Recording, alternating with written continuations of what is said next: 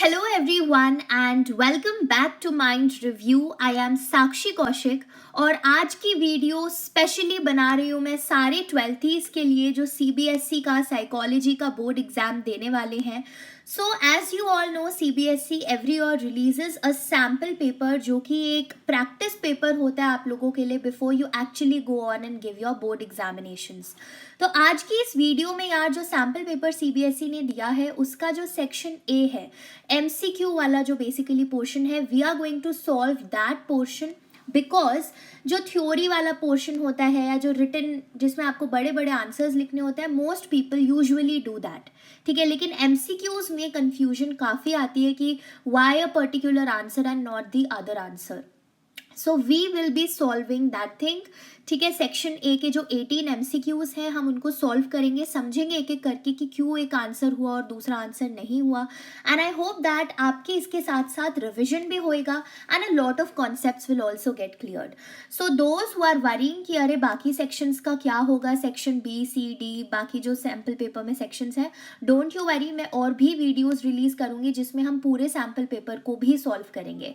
So today let us get started. I hope आपके पास अपना paper है, पेंसिल है जिसमें आप अपने आंसर्स लिखेंगे और आप चाहते हो तो नीचे कमेंट सेक्शन में भी अपने आंसर्स लिखना स्टार्ट कर सकते हो. ठीक है, सो let us get started.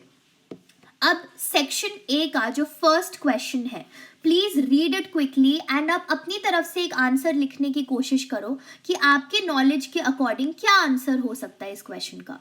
So let me just read out for you. Jasleen is high on critical thinking and can manipulate symbols to solve numerical problems. ठीक है, ये पहली लाइन हो गई. दूसरी चीज वो और किन चीजों में अच्छी है? She is also high on the ability to understand one's own feelings, motives and desires. Which of the following intelligences are displayed by Jasleen? तो यहाँ पे हमें 4 ऑप्शंस दिए हुए हैं कि इन चारों ऑप्शंस में से वो कौन सी इंटेलिजेंसेस है जो जसलीन जो है डिस्प्ले कर रही है and you have to tick out of these 4, या तो A या तो B या C या D. ठीक है, सो let us C. I hope आप लोगों ने अपने अपने आंसर सोच लिए क्या होगा. Now let me explain you कि हम अपने आंसर तक कैसे रीच करेंगे. सो पहली लाइन क्या स्टेट करिए कि जसलीन क्रिटिकल थिंकिंग पे हाई है, वो सिंबल्स को मैनिपुलेट कर सकती है और न्यूमेरिकल प्रॉब्लम्स भी इजीली सॉल्व कर सकती है. तो यहाँ से हमें क्या पता लग रहा है, लॉजिकल मैथमेटिकल एक पोर्शन है ना.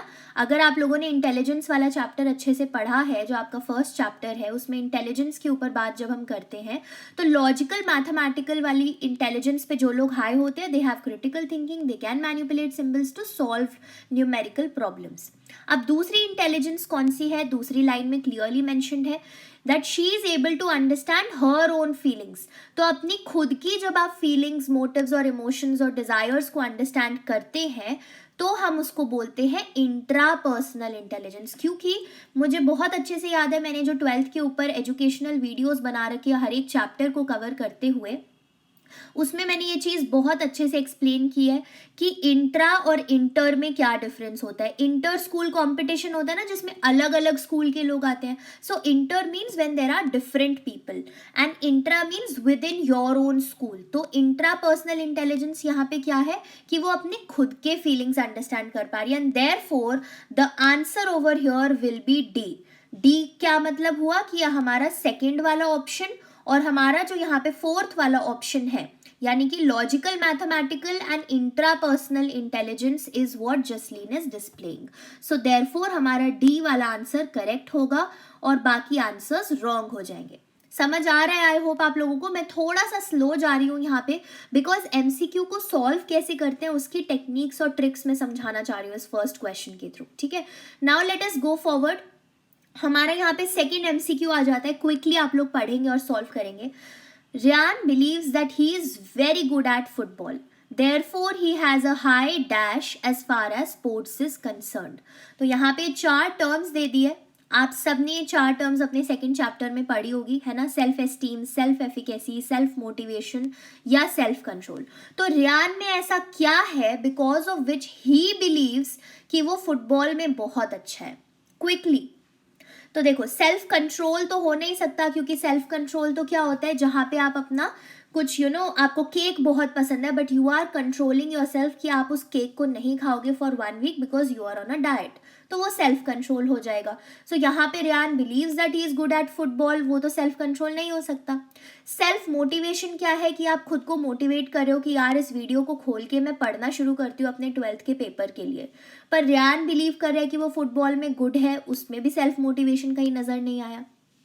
सेल्फ एफिकेसी क्या होता है? सेल्फ एफिकेसी एक जजमेंट होती है ना, हम लोग जो सोचते हैं कि क्या हमारे जो लाइफ आउटकम्स हैं whether we are selves are controlling those life outcomes और हमारा जो लक है, फेट है, वो कंट्रोल कर रहा है. तो यहाँ पे अगेन सेल्फ एफिकेसी तो नहीं हो सकता बिकॉज रियान का तो ये स्ट्रॉन्ग बिलीव है कि वो फुटबॉल पे बहुत अच्छा है, बहुत अच्छे से फुटबॉल खेलता है.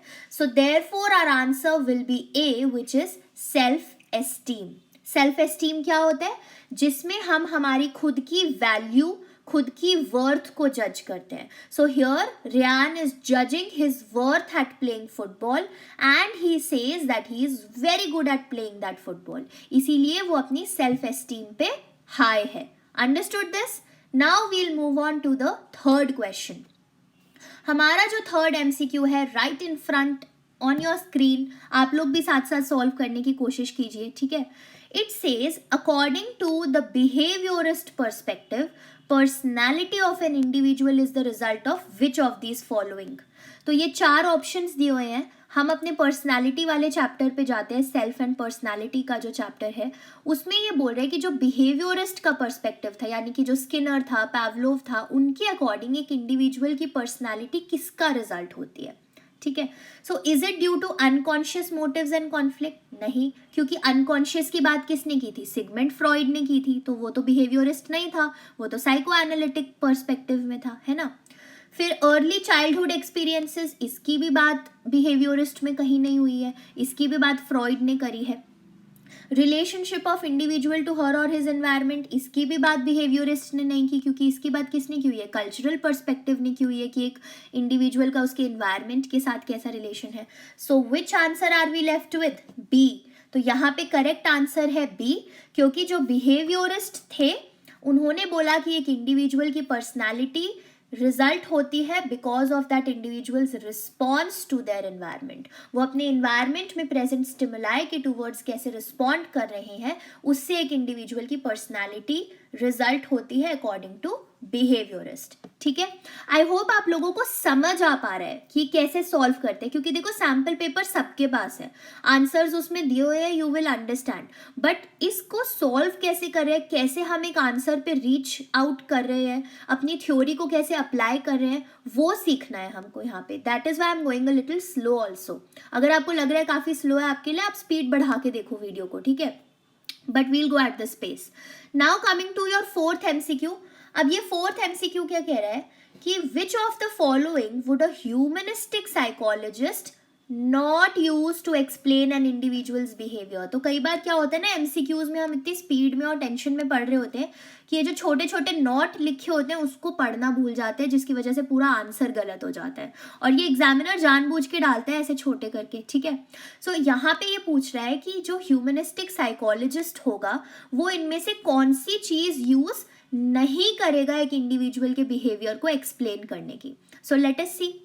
क्या वो बोलेगा कि एक बिहेवियर इनेटली गुड है?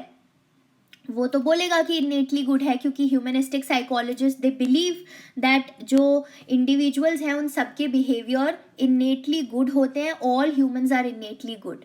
फिर क्या एक behaviour goal directed and adaptive होता है? ह्यूमनिस्टिक साइकोलॉजिस्ट तो इस चीज में बिलीव करते हैं that what ever humans do they have a particular goal towards it. क्या वो सेल्फ एक्चुअलाइजेशन में बिलीव करते हैं? डेफिनेटली करते हैं, ठीक है. एब्राहम मैस्लो की हायरार्की पढ़ी थी ना, सेल्फ एक्चुअलाइजेशन है. He was a humanistic psychologist. So हमारे पास क्या बच गया? D. And the answer over here is D, क्योंकि ह्यूमनिस्टिक साइकोलॉजिस्ट कभी भी इस चीज को यूज नहीं करेगा to explain an individual's behaviour. Balance among 3 competing forces, इसको कौन यूज करेगा? क्विकली इसको यूज करेगा Freud. Why will Freud use it? Because he talked about id ego and super ego and he said कि ये जो 3 कंपीटिंग फोर्सेस हैं id ego super ego की, इनमें बैलेंस होना बहुत जरूरी है, ठीक है. So this is why the answer will be D. Now moving on to your fifth MCQ. Fifth MCQ थोड़ा सा ध्यान से पढ़ना है हमको, ठीक है. यहाँ पे क्या पूछ रहा है कि which of the following are the dimensions of stress. तो बहुत क्लियरली इन्होंने बता दिया है कि इनका क्वेश्चन क्या है. बहुत ही स्ट्रेट फॉरवर्ड जो है हमारा क्वेश्चन है. यहाँ पे 4 चीजें दी हुई है, 1 2 3 4. इनमें से कौन से स्ट्रेस के डायमेंशंस है. ए, ओके, यहाँ पे बी है, ठीक है, सी एंड डी. तो कौन सा आंसर होगा, कौन से स्ट्रेस के डायमेंशंस है. एकदम स्ट्रेट फॉरवर्ड ये क्वेश्चन है. सो यहाँ पे हमारा आंसर निकल के आएगा डी.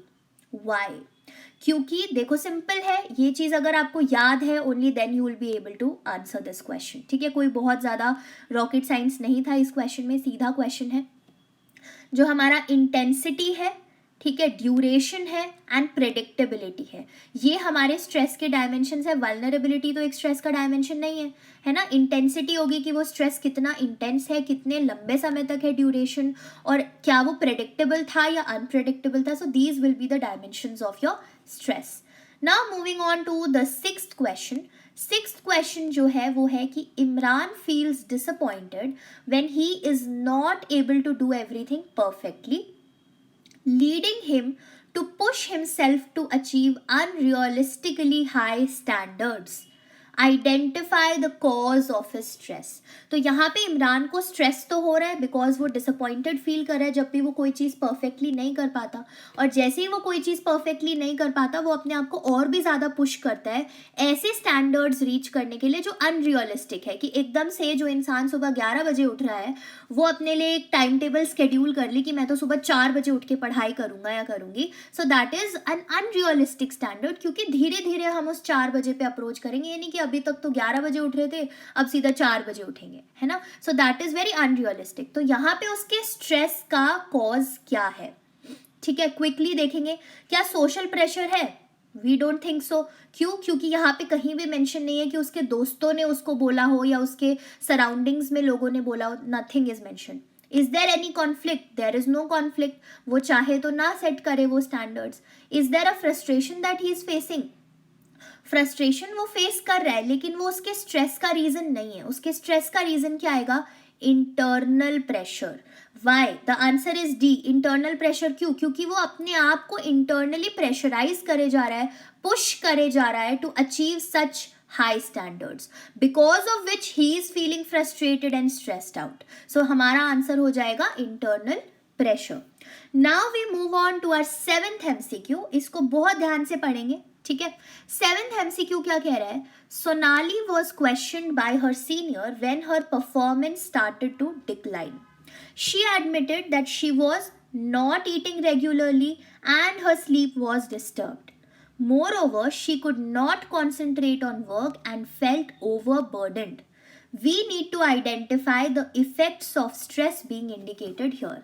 अब स्ट्रेस के अलग अलग इफेक्ट होते हैं. हमारे इमोशंस पे आता है, बिहेवियर पे आता है, कॉग्निटिव यानी कि थिंकिंग पैटर्न्स पे भी आता है, और फिजियोलॉजिकल इम्पैक्ट भी होता है कि जिसकी वजह से हमारे हार्मोन्स हेवाया हो जाते हैं. लेकिन यहाँ पे सोनाली के जो स्ट्रेसर्स मेंशन्ड हैं उसके अकॉर्डिंग उसके ऊपर क्या इम्पैक्ट पड़ा है, क्या इफेक्ट हुआ है स्ट्रेस का. Is it emotional, is it behavioural, is it cognitive, is it physiological, या इनमें से कोई दो का कॉम्बिनेशन है. So we need to choose out of A, B, C and D, ठीक है. तो यहाँ पे जब आप फर्स्ट लाइन देखोगे, ठीक है, फर्स्ट लाइन क्या कह रही थी कि she is not eating regularly और उसकी स्लीप भी डिस्टर्ब्ड है. So what is this? This is a behavioural pattern. उसका जो बिहेवियर था जहाँ पे वो पहले रेगुलरली ईट कर रही थी, स्लीप उसकी डिस्टर्ब नहीं थी, वो स्ट्रेस की वजह से अब बिहेवियर में चेंजेस आए, तो बिहेवियरल इफेक्ट तो होगा ही होगा. नेक्स्ट लाइन क्या कह रही है? That she could not concentrate on her work. तो कॉन्सेंट्रेशन नहीं है यानी कि थिंकिंग एबिलिटीज से रिलेटेड है, तो कॉग्निटिव एबिलिटीज पे भी इम्पैक्ट पड़ रहा है स्ट्रेस का. क्या कहीं इमोशनल इम्पैक्ट नजर आया? हमें नहीं आया, क्योंकि उसके इमोशंस की कहीं आज सच बात नहीं हुई. क्या हमें फिजियोलॉजिकल इम्पैक्ट नजर आया? नहीं आया, क्योंकि हार्मोन्स के इम्बैलेंस किया इनकी भी बात नहीं हुई. So our answer will be जहां पे 2 और 3 हो. 2 और 3 किस में है? बी में. तो हमारा आंसर हो जाएगा बी, बिकॉज सोनाली के ऊपर बिहेवियरल इम्पैक्ट आया, she is not eating regularly, she is not getting a good sleep.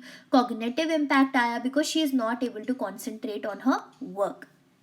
Now we move on to the 8th question. Eighth question क्या कहता है? एट्थ क्वेश्चन हमको बोल रहा है that while paying bills Sanjana was suddenly overwhelmed by anxiety. ठीक है, her heart pounded, she felt like she could not breathe and she became dizzy. तो यहाँ पे क्या क्या चीजें आ रही है कि बिल्स पे करते वक्त संजना एकदम से ओवरवेल्म्ड फील कर रही थी.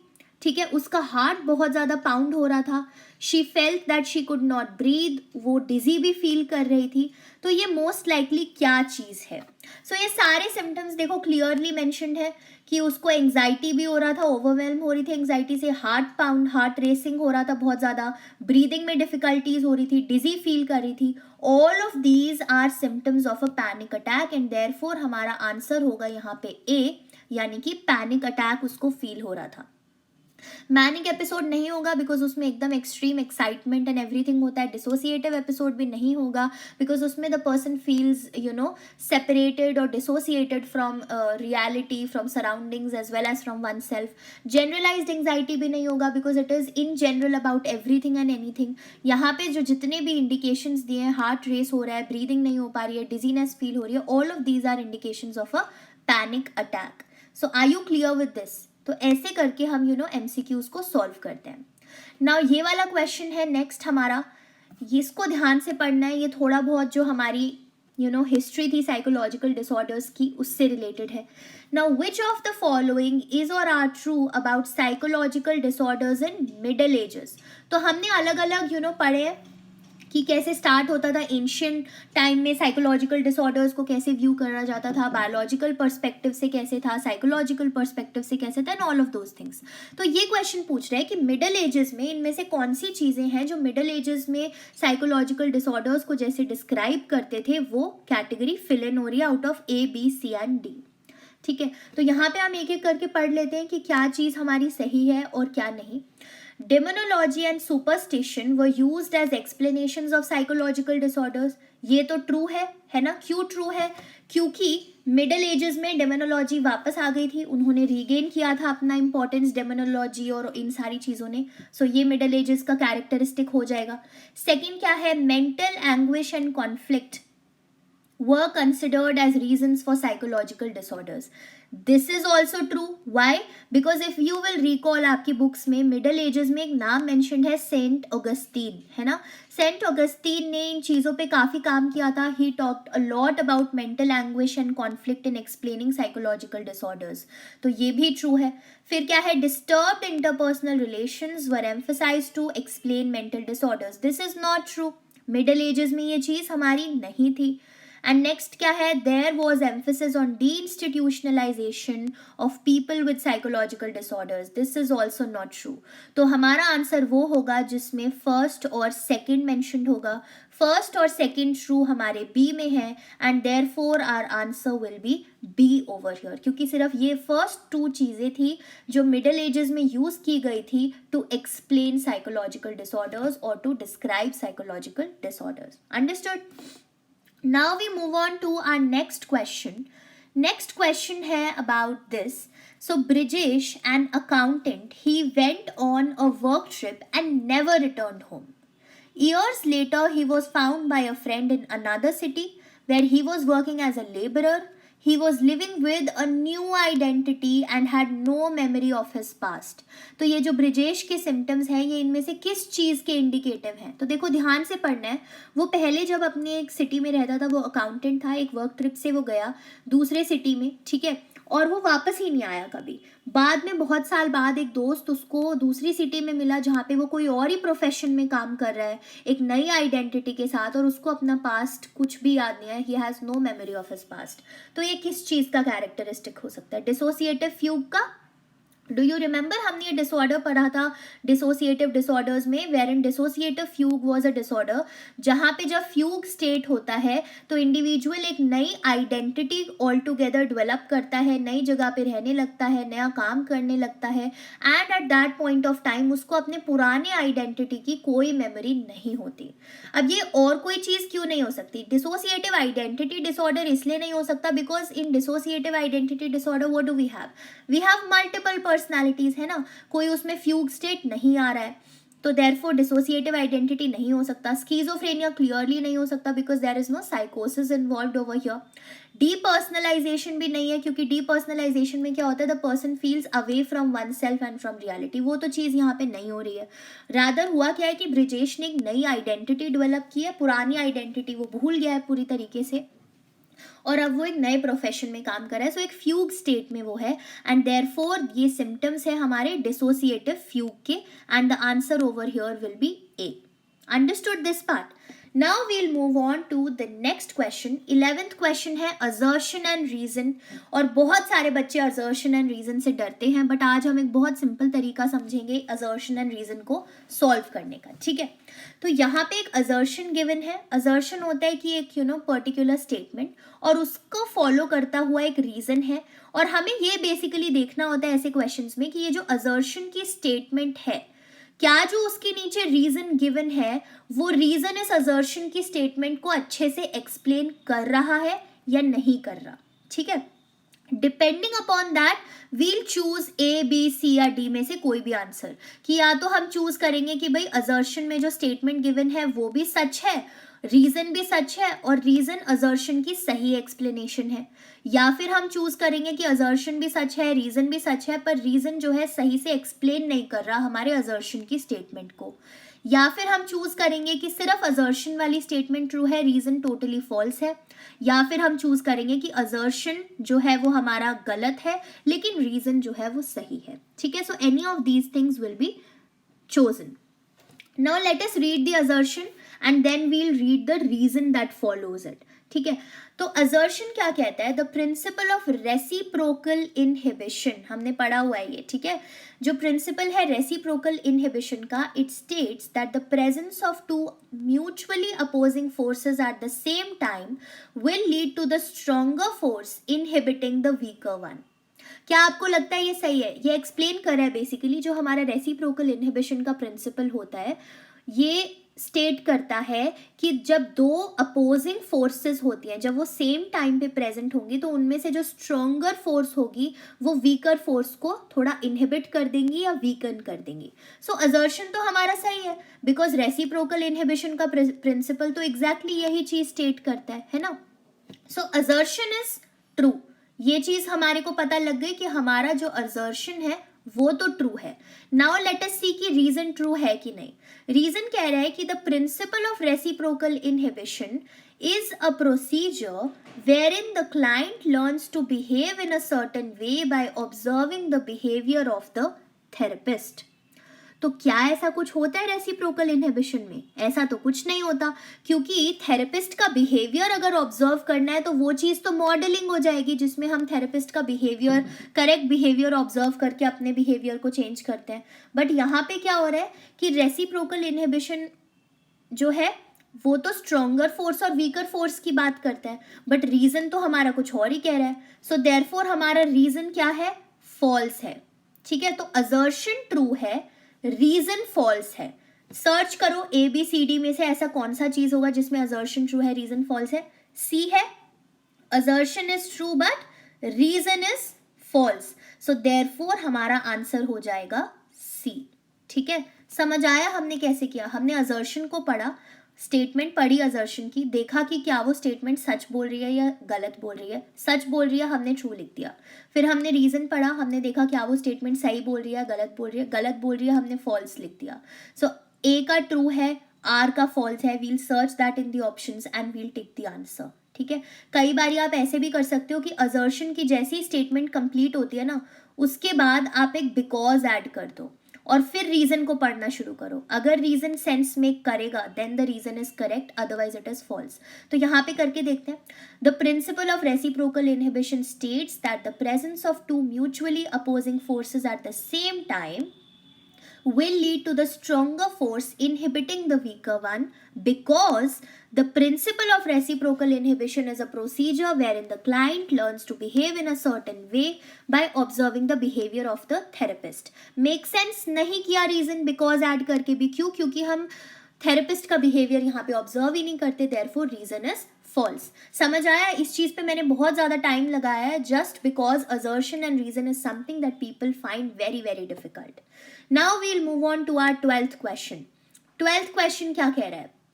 ये कह रहा है कि Amit throws temper tantrums every time he goes to the market with his parents. He insists that they buy him a new toy every time. Now we need to identify the most suitable behavioral technique to modify this unwanted behavior.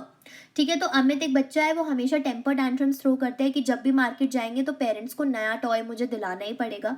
लेकिन of course this is not a feasible thing कि every time we go to the market और parents उसे नया toy लेके दे रहे हैं। तो ये जो नया टॉय लेने की बात है, टेम्पर टैंट्रम्स की बात है, ये सारे क्या है? अनवांटेड बिहेवियर है।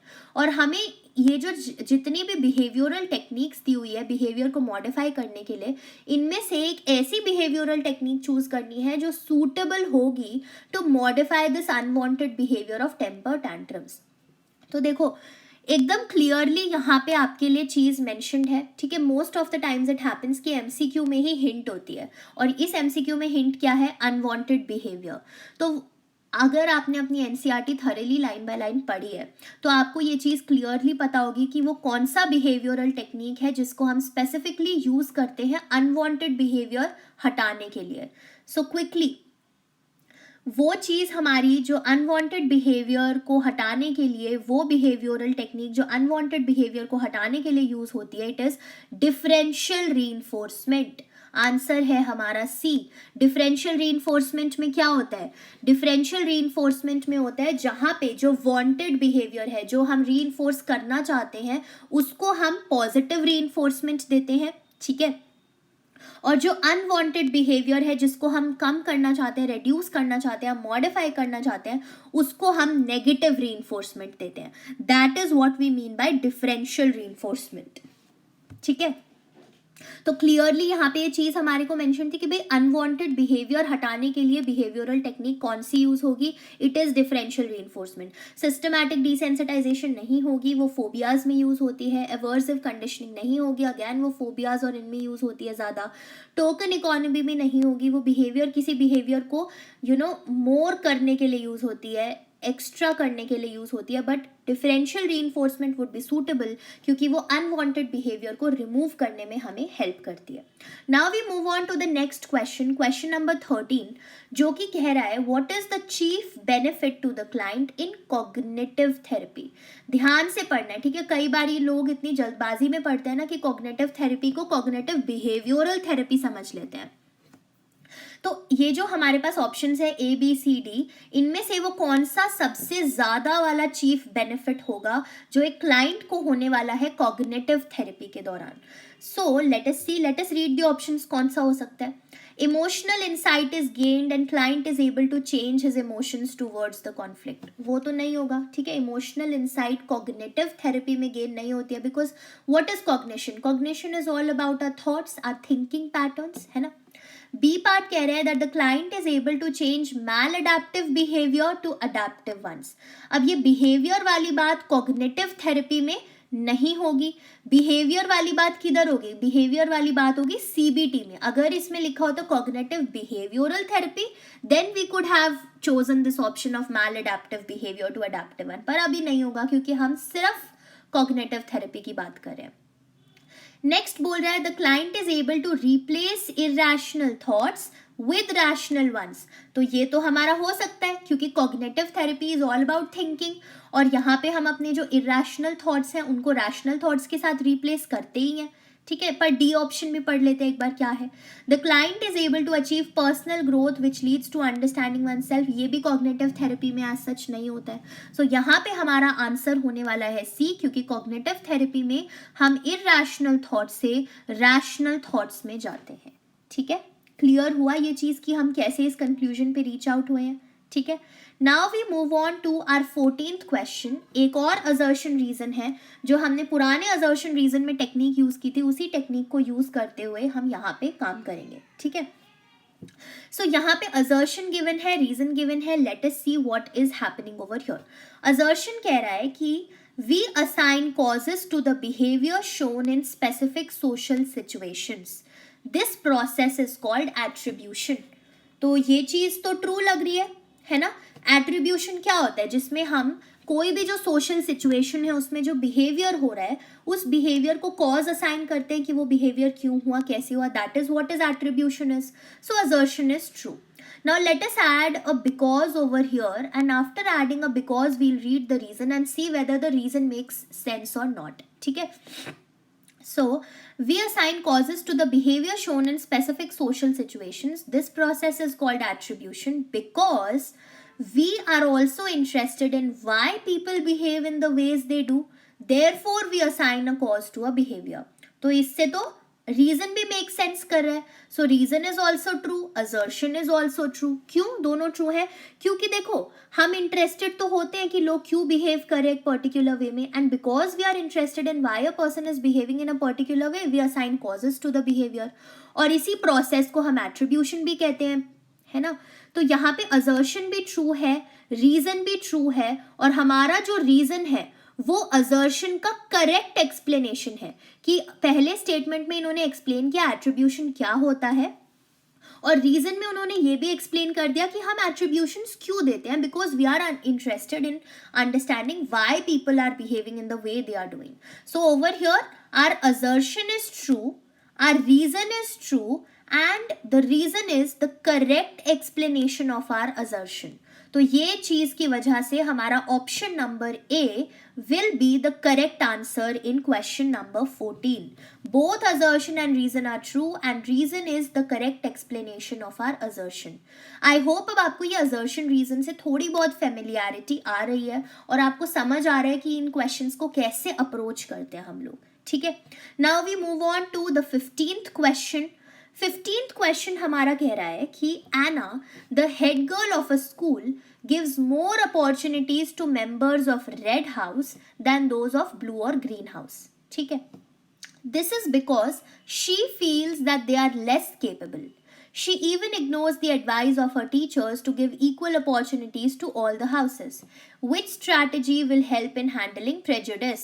तो यहाँ पे prejudice के ऊपर based question है कि एना एक स्कूल की हेड गर्ल है, वो बहुत ज़्यादा फेवरेटिज्म करती है, ज़्यादा अपॉर्चुनिटीज़ रेड हाउस के बच्चों को देती है इंस्टेड ऑफ ब्लू हाउस और ग्रीन हाउस के बच्चों को. और वो ऐसा इसलिए करती है क्योंकि उसको खुद को ऐसा लगता है कि ब्लू और ग्रीन हाउस के जो बच्चे हैं वो लेस केपेबल हैं. ठीक है. अपने टीचर्स और जो और लोग कह रहे हैं कि इक्वल अपॉर्चुनिटी देनी चाहिए आपके सारे हाउसेस के बच्चों को, उसको भी वो इग्नोर कर रही है और सिर्फ रेड हाउस को प्रमोट करती है.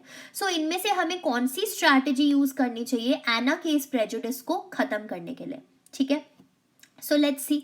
Highlighting group identity rather than individual identity, will it help? It will not help in prejudice का solving, क्योंकि कभी भी अगर आप ग्रुप आइडेंटिटी को हाईलाइट कर दोगे इंडिविजुअल आइडेंटिटी को हटाकर तो प्रेजुडिस तो और बढ़ जाएगा. सो this is not the right house. ठीक है. देन नेक्स्ट कह रहा है कि increasing her interaction with the members of all the houses. This may be the right answer. क्यों? क्योंकि अगर हम उसका यानी कि एना का इंटरैक्शन इंक्रीज कर देंगे हर एक हाउस के मेंबर के साथ, then she will get to know every person individually, और उसका जो एक बिलीफ है कि ब्लू और ग्रीन हाउस के लोग थोड़े कम केपेबल हैं, शायद वो बिलीफ टूटेगा और उसकी वजह से उसका प्रेजुडिस भी कम होगा. So this can be a potential answer, पर हम सी और डी भी पढ़ेंगे श्योर होने के लिए. ठीक है. सी क्या कह रहा है? Keeping the red house members higher in power और स्टेटस. ये तो बिल्कुल भी हेल्प नहीं करेगा क्योंकि वो ऑलरेडी रेड हाउस को फेवर करती है. उसी हाउस को अगर हम हाई कर देंगे पावर और स्टेटस में तो प्रेजुडिस और इंक्रीज होगा. डी कह रहा है creating an environment for all the houses to meet in a competitive rather than cooperative context. तो D portion कहता है कि if we create an environment for all the houses to meet in competitive rather than cooperative, तो देखो ये एक तो चीज़ है कि अगर हम जिन लोगों में prejudice है उसे एक cooperative context में मिलवाएंगे तो prejudice reduce हो सकता है. But over here what you need to understand is कि prejudice जो है वो houses के बीच में नहीं है. Prejudice is what Anna is having in her head. ठीक है. एना के मन में प्रेजुडिस है, हाउसेस के अमंग प्रेजुडिस नहीं है. एना का प्रेजुडिस है कि ब्लू और ग्रीन हाउस के लोग ज्यादा केपेबल नहीं है, रेड हाउस के लोग केपेबल है. That is why this solution will not help in reducing the prejudice that Anna is having. तो यहाँ पे हमारा आंसर हो जाएगा बी, वाई बी? बिकॉज हमें एना का इंटरेक्शन इंक्रीज करना पड़ेगा with the members of all the houses. Understood this point? ठीक है, तो दैट इज वाई हमारा आंसर यहाँ पे बी होने वाला है. So now we'll move on to the next question. हमारा 16th क्वेश्चन जो है बहुत स्ट्रेट फॉरवर्ड है. ठीक है, क्लियरली इसने पूछा है कि which of the following is a feature of an attitude. इनमें से कौन सा एटीट्यूड का एक फीचर है. सो आंसर हमारा ए है. बहुत अच्छे से ये तो क्लियर पता है. क्यों नहीं हो सकते बाकी आंसर्स? क्योंकि ये जो ए बी सी है, ए बी सी हमारे एटीट्यूड के कॉम्पोनेंट्स होते हैं, एफेक्टिव, बिहेवियरल एंड कॉग्निटिव. पर इफ यू रिमेंबर, जिधर ये एटीट्यूड के कंपोनेंट्स दिए हुए हैं उसी के नेक्स्ट वाले पेज पे छोटे से पैराग्राफ में एटीट्यूड के 4 फीचर्स हमने पढ़े थे. सेंट्रलिटी है, वैलेंस है, एक्सट्रीमनेस है, सिंप्लिसिटी या कॉम्प्लेक्सिटी है. तो ये 4 हमारे एटीट्यूड के फीचर्स होते हैं और ये 3 हमारे एटीट्यूड के कंपोनेंट्स होते हैं. So therefore over here the feature of an attitude would be centrality. Understood? Now we move on to the next or the 17th question. बस ये second last question ही है डे का. I'm sorry अगर मैंने आप लोगों को बोर कर दिया है तो, but this is very important कि हम हर एक MCQ के ऑप्शन को भी समझे कि वो ऑप्शन आंसर क्यों नहीं हो सकता है. ठीक है, नाउ ये क्वेश्चन हमको कह रहा है कि अ वर्किंग ग्रुप वॉज फॉर्म्ड. तो यहाँ पे क्या है, ग्रुप की बात हो रही है, तो ग्रुप चैप्टर पे अपना सारा दिमाग लगाएंगे. ठीक है, a working group was formed to organise the annual sports competition in a school. At a particular stage, there was a lot of conflict in the group. Identify this stage and the stage that is likely to follow it. तो यहाँ पे ये बोल रहा है कि एक school में कंपटीशन ऑर्गेनाइज किया गया था एनुअल स्पोर्ट्स डे का, जिसमें ग्रुप को क्रिएट किया गया. अब एक पर्टिकुलर स्टेज थी जिसमें जो ग्रुप मेंबर्स हैं उनमें बहुत ज़्यादा कॉन्फ्लिक्ट हो रहा था. तो हमें पहली चीज़ तो वो स्टेज आइडेंटिफाई करनी है जिसमें काफ़ी ज़्यादा कॉन्फ्लिक्ट हो रहा था, और हमें ये भी आइडेंटिफाई करना है कि उस स्टेज के बाद वो कौन सी दूसरी स्टेज आने वाली है कॉन्फ्लिक्ट के बाद. सो इफ यू नो हमारे ग्रुप के कौन से स्टेजेस होते हैं, forming, storming, norming, performing and adjourning. ये आपको एकदम टिप्स पे होना चाहिए कि कैसे पैटर्न या सीक्वेंस होता है. तो फॉर्मिंग में तो बस सारे लोग मिल ही रहे होते हैं. स्टॉर्मिंग वो स्टेज होती है जिसमें सबसे ज्यादा कॉन्फ्लिक्ट होता है. सो लेट अस सी इन ऑप्शंस में से कहाँ कहाँ स्टॉर्मिंग है. So the group was at the storming stage, the group was at the storming stage. So A और सी ऑप्शंस में ही सिर्फ स्टॉर्मिंग मेंशन्ड है, तो बी और डी तो ऑटोमेटिकली जो है रॉन्ग हो गए. अब ए और सी में से स्टॉर्मिंग तो इन्होंने सही आइडेंटिफाई कर दिया. अब हमें स्टॉर्मिंग के बाद वाली स्टेज बतानी है. स्टॉर्मिंग के बाद वाली स्टेज कौन सी होती है, norming. So let's see which has norming. यहाँ पे तो परफॉर्मिंग है तो सी भी गलत हो गया. सो हमारा आंसर होगा यहाँ पे A, because the stage which has conflict is storming और स्टॉर्मिंग के बाद वाली स्टेज होती है norming. Understood? Now the last question for the day, again an assertion and reason. Simple है, आसानी से समझेंगे, कोशिश करके इसको सॉल्व करेंगे. ठीक है, सो रीजन है हमारा और reason is given and the assertion is given. So assertion कह रहा है that situation and circumstances in which one is placed influences one's behavior. कि जिस सिचुएशन में, जिस सर्कमस्टांस में हमको डाला जाएगा वो मेरे बिहेवियर को इन्फ्लुएंस करेगा. तो ये तो सही बात है कि भाई सिचुएशन के अकॉर्डिंग मेरा बिहेवियर चेंज होगा, इन्फ्लुएंस होगा. सो assertion इज ट्रू. ठीक है, now let us add a because over here and understand कि क्या हमारा रीजन भी ट्रू है कि नहीं. So situation and circumstances in which one is placed influence one's behavior because the situational influences are so powerful that individuals with similar personality traits respond to them in almost the same ways. तो ये चीज़ तो गलत हो गई है ना, गलत statement है कि अगर सिचुएशनल इन्फ्लुएंसेस इतने पावरफुल हैं तो अलग अलग पर्सनालिटी ट्रेट्स के लोग उस सिचुएशन में सेम तरीके में कैसे रिस्पॉन्ड करेंगे, वो तो नहीं कर पाएंगे सेम तरीके में रिस्पॉन्ड. सिचुएशनल सर्कमस्टांसेस का मतलब ही ये होता है कि हम लोग डिफरेंट वेज में रिस्पॉन्ड करने वाले हैं. सो देयरफॉर हमारा रीजन क्या हो गया, फॉल्स. तो अब ऐसा स्टेटमेंट ढूंढना है ABCD में से जो कह रहा हो कि असर्शन ट्रू है बट रीजन फॉल्स है. Which is that statement? C है वो statement. Assertion is true but the reason is false. So therefore हमारा आंसर यहाँ पे क्या हो जाएगा, C हो जाएगा. समझ आई assertion reason सॉल्व करने की चीजें. ठीक है, So with this we come to an end of today's video everybody, and I hope कि ये जो section A था 18 MCQs of your 12th CBSE sample paper, it is very much clear to you, क्योंकि MCQ solve करने में सबसे ज़्यादा डरते हैं बच्चे, especially assertion reason में, but I've tried my best to make you understand all of these things, and stay tuned, क्योंकि जो अगर आप लोग चाहते हो कि sample paper के जो बाकी sections है, section B to F, if you want me to solve those sections also in this manner, तो प्लीज़ मुझे कमेंट सेक्शन में बताइए. आप लोग बताएंगे तो मैं उन वीडियोस को क्रिएट करूँगी for all of you, because if it is going to help you I will create those videos. So till then have a very good day. थोड़ी बहुत अपनी पढ़ाई करते रहो, अपना रिलैक्स भी करो साथ साथ पढ़ाई के, and all the very very best for your board exams. I am sure कि आप लोगों ने मेहनत की है तो वो सफल ज़रूर होने वाली है. So till then have a very good day and bye bye everyone.